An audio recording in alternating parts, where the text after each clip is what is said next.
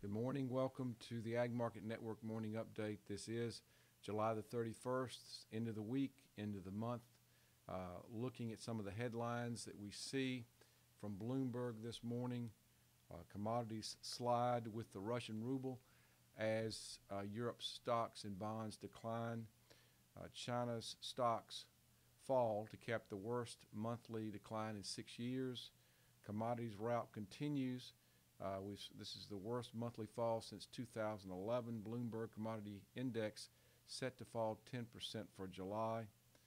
This has been caused by crude oil being down 19% for the month and gold being down 7.5% for the month. Also, the dollar index is up 2.6 for the month.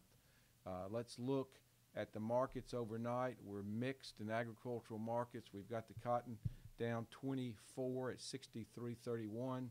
The low is 63.27 and the high is 63.58. A relatively quiet and tight range overnight. We have September beans down a penny and a half at 3.63. It's been a cent lower than this overnight, and it's been about 3.5 cents higher. November soybeans down a penny and 3/4 at 9.48 1/4. The low is 9.47. The high is actually 9.52.5. Also a relatively tight range. September corn is up a penny and 3/4. It's trading at 3.75. It's been a penny and a half lower. It's been 2.5 higher.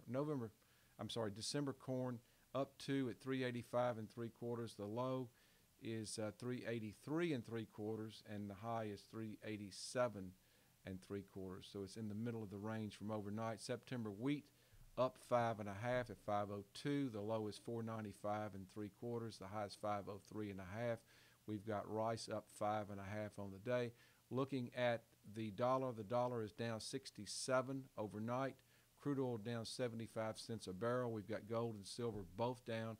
Gold down $3 an ounce, and silver down about 6 cents an ounce. And the S&P is down about 1.2 right now.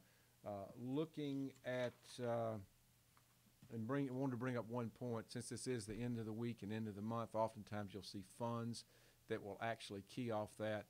They typically go with the direction of wherever the market's been trending. So we'll see if that happens today. But if that's the case, we could see some selling coming in here at the end of the month. Calendar for the day. We've already had Exxon earnings have come out. They were a little disappointing. And we've got the employment cost index that's just coming out. That's it for the day. Thanks for being with us.